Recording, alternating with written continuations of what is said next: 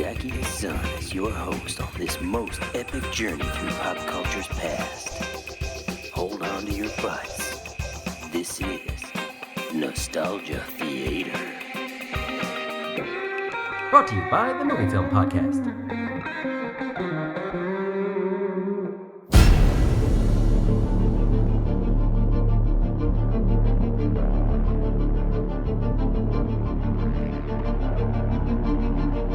Hi everybody, welcome back to Nostalgia Theater. This is Zachy, and it is time for some 2020 hindsight. Now, if you're listening to this show the day that it drops, it's the same day that Terminator Dark Fate is available to own digitally. And if you know anything about the fate that movie was met with upon its release last fall, it may well be the last time we have a Terminator movie in theaters or otherwise. And so I thought, well, this is a good time to take a look back at one of the lesser lights. Well, maybe a better word is forgotten. One of the forgotten lights in the entire Terminator franchise. And I'm talking about the TV series Terminator, the Sarah Connor Chronicles. Now, this aired on Fox in 2008 and 2009, and it was, it didn't last very long, but it was produced by Warner Brothers, and it was put into development following their success with Terminator 3, Rise of the Machines, which is in 2003, and it was developed by Josh Friedman. He took kind of an interesting approach to the Terminator franchise. He took inspiration not just from sort of the James Cameron canon, but also from the Battlestar Galactica reboot. He was delving into explorations of morality and identity and just the impending advance of artificial intelligence.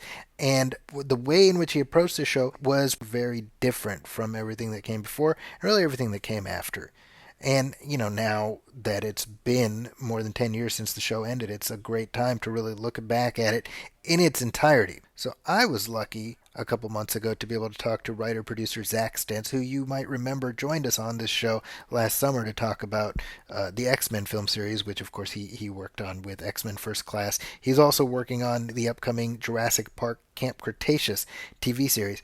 But he was a writer-producer on the Sarah Connor Chronicles, and he has a lot of good memories, so I'm very grateful to be able to share the entirety of this conversation, only a few pieces of which were available in the newspaper, with all of you listening. So without any further ado, here we go. My talk with Zack Stentz about Terminator, the Sarah Connor Chronicles. So before I even talk about the show, I'm genuinely curious, and I feel like we've discussed this a little bit on Twitter. I think just sort of our mutual affinity for certainly those first two Terminator films. But I mean, where were you at as far as the Terminator franchise before you started working on this show? Let's see. The first date with a girl that I ever went on was to see the first Terminator. Okay. So so the first movie, for many reasons has a warm spot in my heart, and I'd always, and of course, T2 came out, and it was like nothing. It took action and genre filmmaking to the next level. They were both so groundbreaking, both visually, but also the thing that Jim Cameron doesn't get enough credit for, which is just kind of rock solid storytelling. Yeah. Along with it, those first. So I considered myself a huge fan of the first two movies. I know I wasn't a huge fan of the third one. I will confess, even though one of the producers is a very dear friend, but that just meant that I got to hear the kind of inside stories about why the other Terminator films didn't work out as well as the first two, and then we got my then writing partner and I got the call in early 2007 that they were interested in meeting with us on this new show, the Sarah Connor Chronicles, and I started from a place of skepticism of like the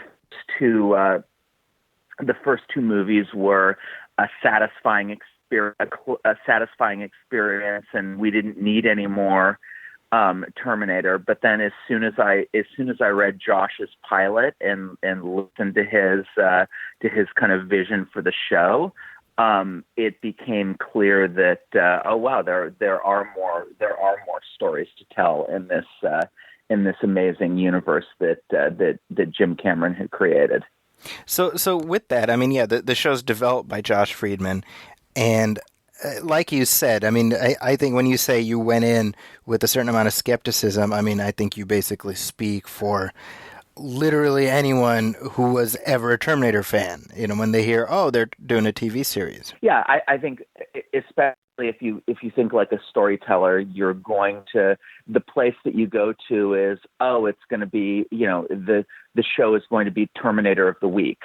Right. You know, like which person do we have to protect? You know, you can very easily imagine a version of the show that's like a more violent early edition, you know, where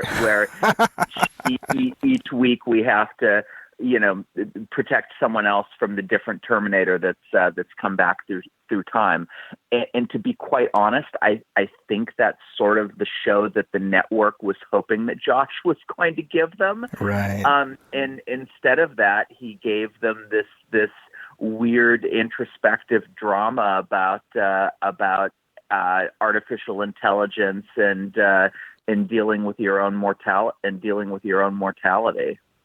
which I think, you know, and Josh would be the first one to say this, owes a lot to the Ron Moore Battlestar Galactica reinvention. Oh, sure, yeah.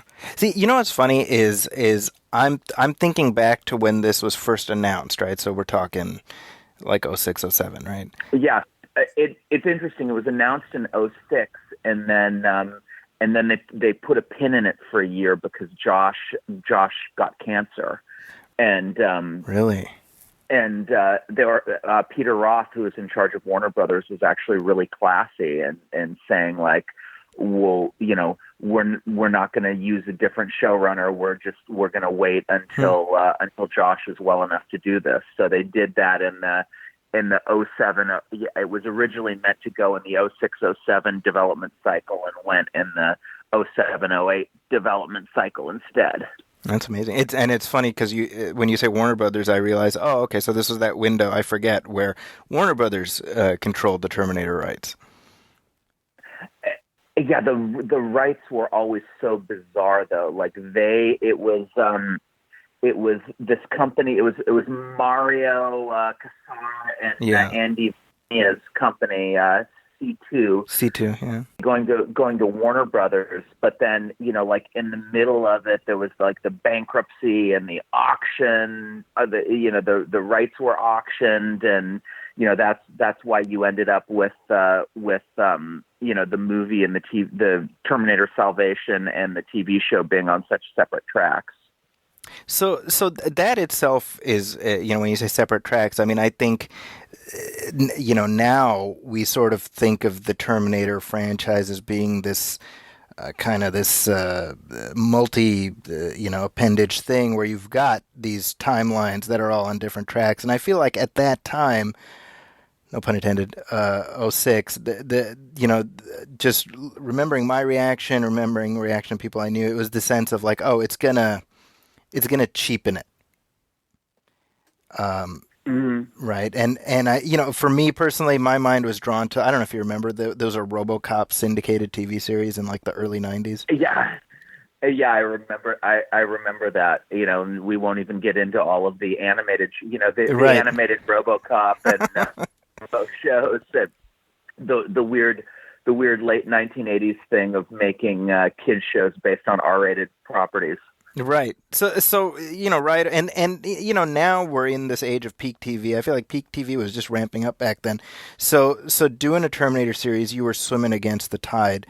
And what was the overarching approach to sort of make sure that this, you know, this did live up to that legacy? I mean, as you say, you know, you talk about those Cameron films. I mean, what you describe is pretty much how the vast majority of people feel about those movies.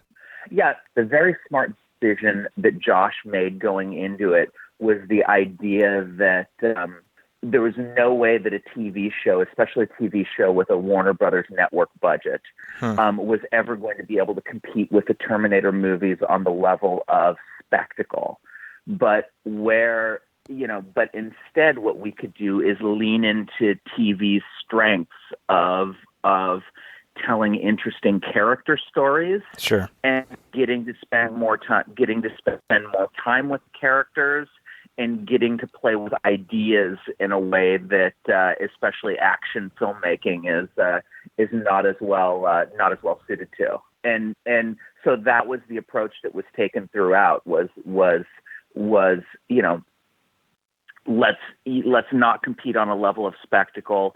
And but Josh also had this idea that, like, when we do action, when we do a big fight, each fight, it should have its own identity. He compared it, interestingly, he said the fight should be like the fires in Rescue Me.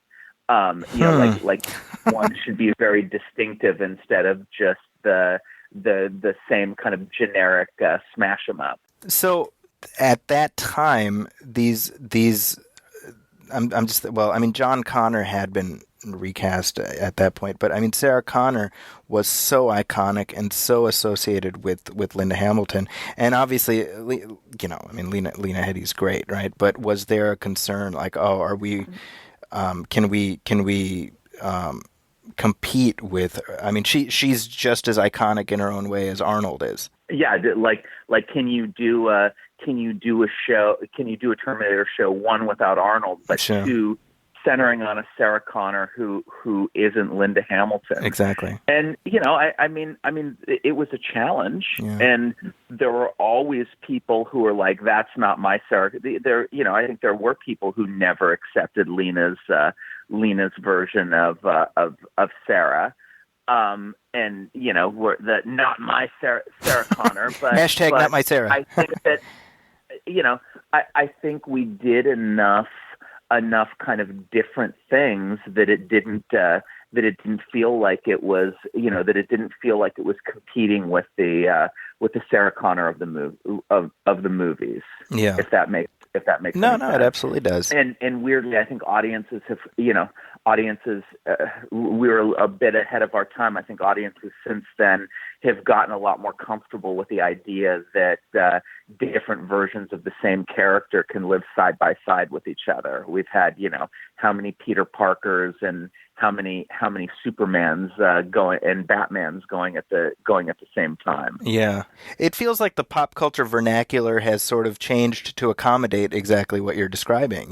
Just this is this one and this is that one, and that's fine. Yeah, I mean, unfortunately, I think that's true on a lot of levels. I think there's almost a consensus that Sarah Connor Chronicles was a little bit too ahead of its time in terms of in terms of what we were doing with the storytelling, and we're essentially doing this twisty introspective cable/streaming drama on a broadcast network where it was always going to be an uncomfortable fit. And with that in mind, I'm assuming there was a long-term arc planned out with some degree of like, this is what the finish line looks like.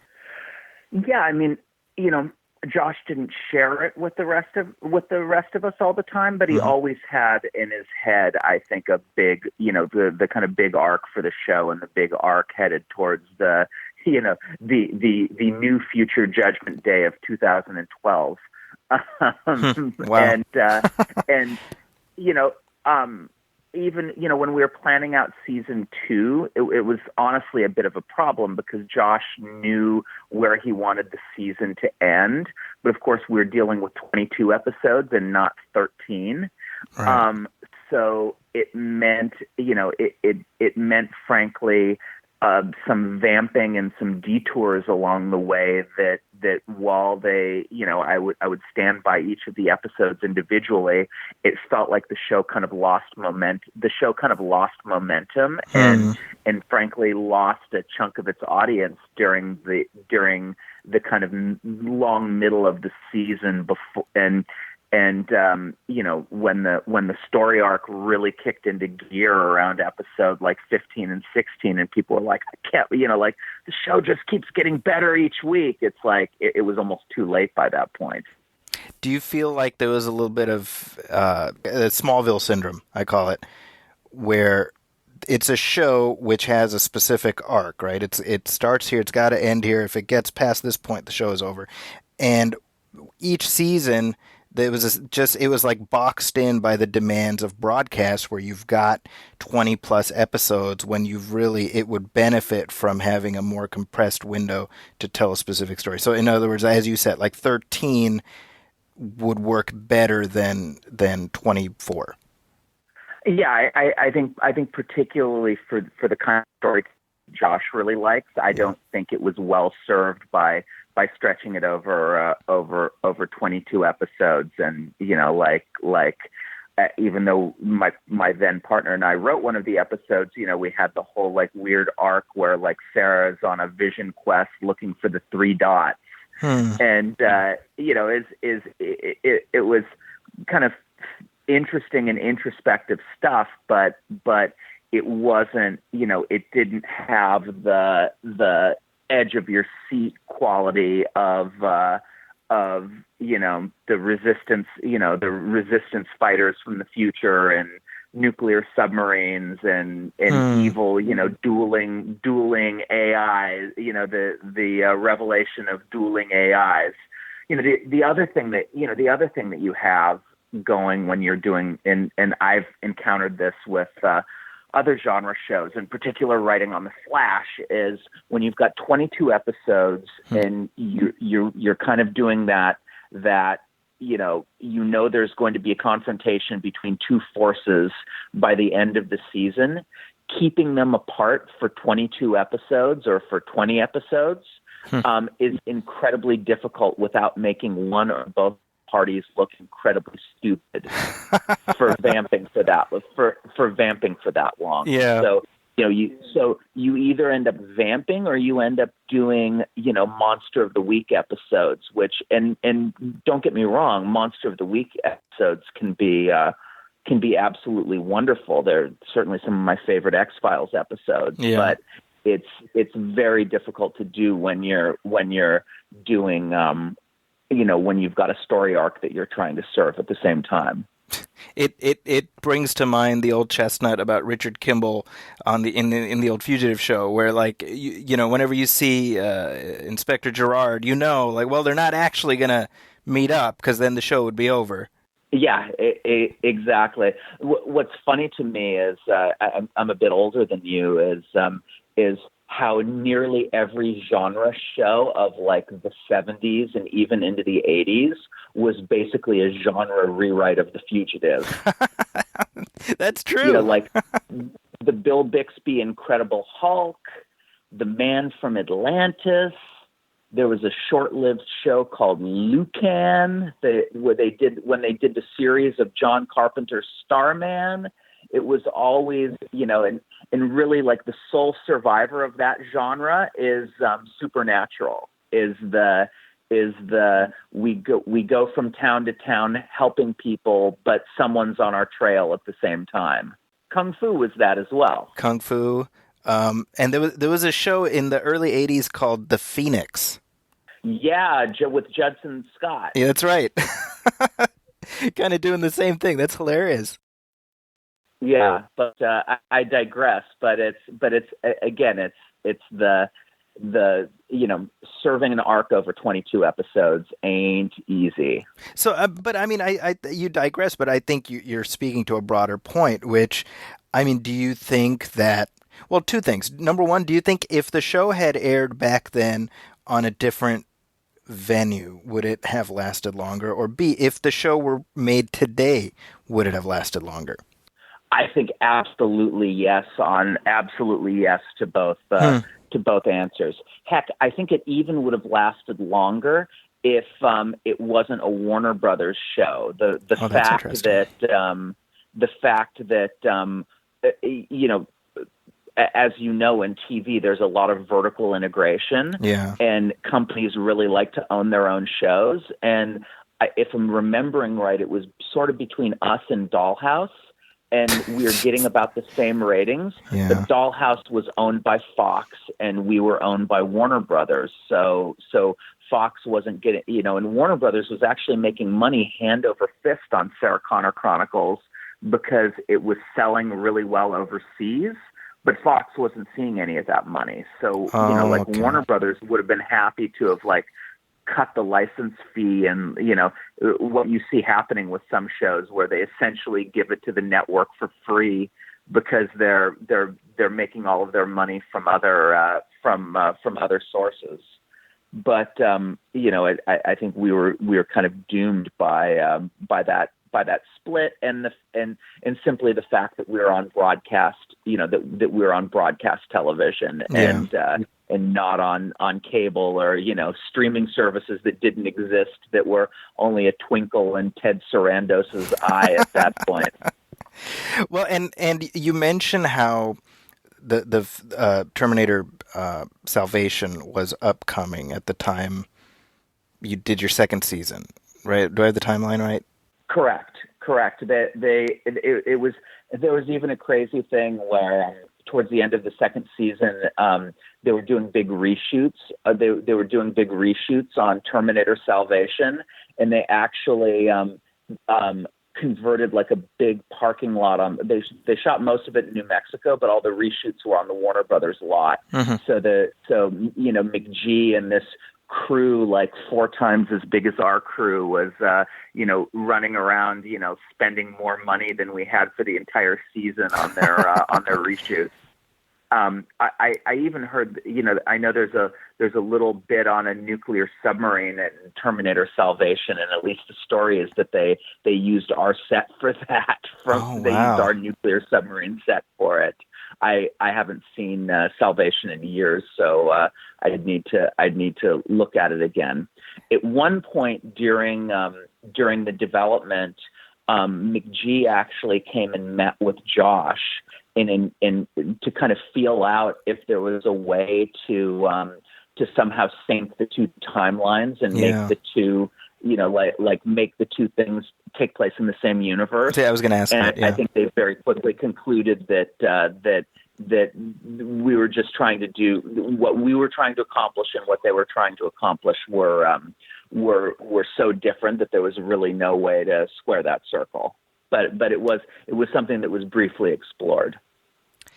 And I, like you, it's been a little while since I've seen Salvation, but do you have some window into what they hoped to accomplish with that film? I know it got destroyed by the writer's strike, and sort of it's like 2/3 of a movie. They had half the WGA rewriting that too. Like Sean Ryan was rewriting it. Like whoever was a hot writer at that point was, they paid Paul Haggis $3 million to do a 6-week rewrite on it. All kinds of things like that. I know exactly what happened with Terminator Salvation because I know a lot of the people involved. Mm-hmm. What happened with Terminator Salvation is that the original script was basically Ben-Hur except with John Connor in the Jesus role, mm-hmm. and Marcus is the lead character. Right. But it structurally it was very interesting, and they did do the rumored like Marcus becomes John Connor by wearing his face at the end, and it was a bold script. And what happened was when Christian Bale signed on and said I don't want to be Marcus, I want to be John Connor. And they were like, well, if we got Christian Bale, we better expand John Connor's role. Originally, he was just on 5 pages of the script. Interesting. So they expanded his role without really figuring out what his character was there for. So they never solved the structural problem of how do you take this movie that was supposed to be Marcus's movie and make it into a two-hander. That's what you're saying is so illustrative of so many things about the industry. Yeah. It tells you everything about how the storytelling is subordinated entirely to sort of the needs of quote unquote the machine, Yeah, absolutely. And in something, and one decision gets like turns into so much, it has repercussions that people never really planned for. It's a butterfly effect. Yeah, absolutely. That said, I think there's a lot of good stuff in Terminator Salvation. It certainly looks great, and that oneer that they do with the helicopter crash is in the beginning is jaw dropping. Yeah. I think for me, I'm at a point now where and granted, I strongly disliked this last one, Genesis, but everyone before that, I can find something to like in all of them. I think Terminator 3 more than you do, just for having a ballsy ending, which you wouldn't expect in a movie like that. Yeah. No, I know a lot of people like it for the ending. I find the tone of it very like weird. It's this weird jokey tone until the really bleak ending. That's true. It just doesn't work. That just doesn't work for me. And I mean, with a lot of these things, with a lot of the franchises out there, you kind of come to understand that a lot of franchises shouldn't be franchises, but totally they are agree. Because they make so much money. I totally agree. I mean, at the end of the day, the Terminator shouldn't be it should be like one or two and done. I totally agree. Jurassic Park should have been one movie. Like, how many times can they make the same mistake? Like Die Hard. Same thing. It's not a franchise. How many bad days? How many bad days can how many terrorist plots can John McClane stumble into? Right. But they make them because people like the characters, and so as writers, you utter the words that get so many writers in trouble, which is, I can make that work.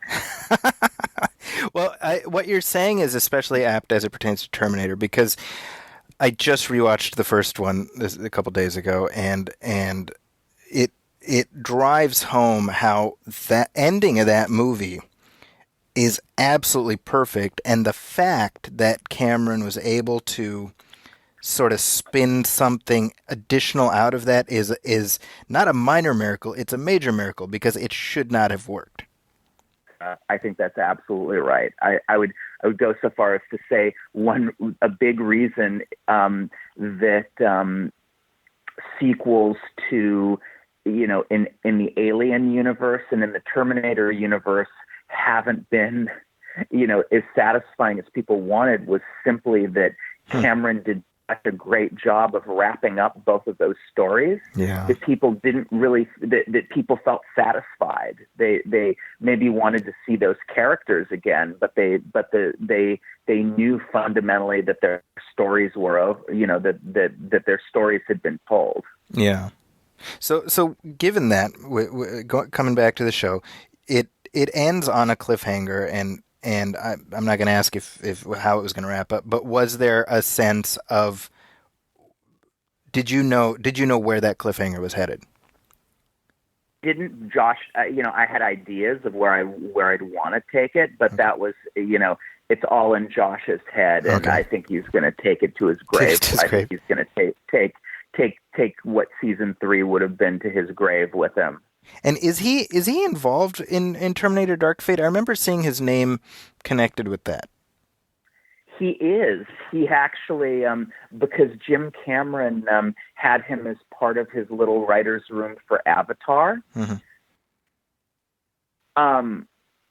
He pulled Josh. I guess he liked the experience well enough to pull Josh into the little writer's room that he had that broke the new Terminator trilogy, which was, it was Josh, it was David Goyer, it was Chick Egley, and it was Jaffa and Silver, I think, was the room. Okay. Wow. So that's so. And then so they all broke story on all three of them, and then I think Goyer wrote the first one, and then Billy Ray came in and did a fairly extensive rewrite of it. Okay. Wow. Well, at least he's a veteran in the Terminator trenches already, so that I suppose works to his advantage. I know, and you know, I haven't seen. I know the Skydance people pretty well, but I haven't seen Dark Fate other than the publicity materials. But it is kind of weird seeing the Mackenzie, what's her name, you know, good Terminator. I'm like, isn't that just Cameron with a big butt? Isn't that just Summer Glau with a shorter haircut and a bigger budget? Well, you have described. It is weird. It's like they look like I could be wrong, but I'm like, they kind of look like they're doing some things that we did. Well, it's like George Lucas says, right? It's like poetry; it repeats itself. Yeah, absolutely. Star Wars was repeating itself by the third movie. Exactly. So you have described the Sarah Connor Chronicles as one of the best experiences of your professional career. Uh-huh.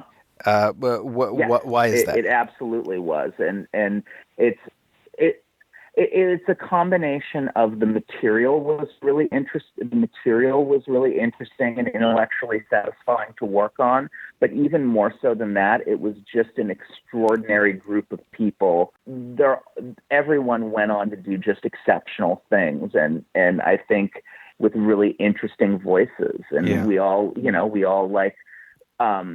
We'd argue sometimes vehemently in the room with each other, but we all really loved each other and continued to love each other deeply. So it was that group of people was what makes it still such a high point. And the fact that I've been on writing staffs where the writing staff was almost superfluous to whatever the showrunner wanted to do. But Josh, he simultaneously had a vision, but wanted to hear everyone's ideas. Well, and with that, I mean, just my last question.